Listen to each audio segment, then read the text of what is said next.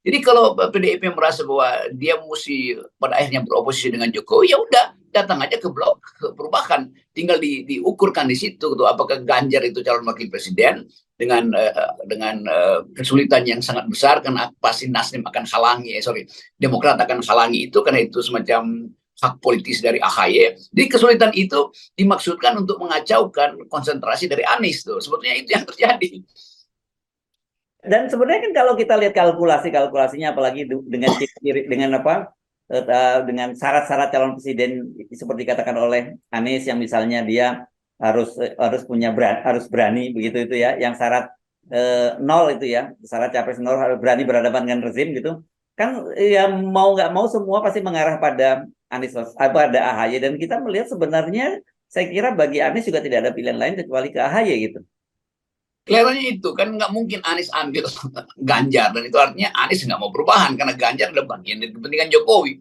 Kan itu paradigma itu yang mesti kita bikin ketat, dan Anies saya kira mengerti itu bahwa dia akan diusung, akan dielelukan, akan dapat efek elektabilitas yang menanjak kalau betul-betul mengambil sikap oposisi. Itu kan cuma itu tuh. Dan publik Indonesia akhirnya makin lama makin terbelah dalam pengertian bagus. Ada bloknya Pak Prabowo dan ada bloknya Anies yang beroposisi pada Pak Prabowo, Yunto pada Pak Jokowi kan.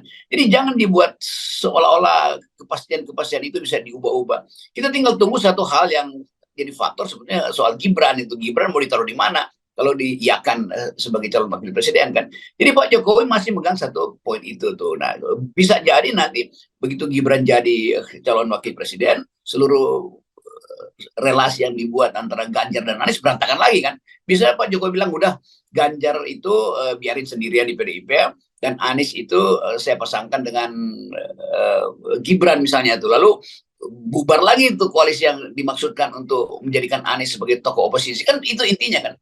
Jadi kita mesti berpikir Anies siapapun yang disodorkan dia itu, dia mesti tegak lurus dengan prinsip awal, itu beroposisi pada Jokowi, beroposisi pada Prabowo. Kan itu dasarnya tuh. Terima kasih sudah nonton. Jangan lupa like, subscribe, dan share ya.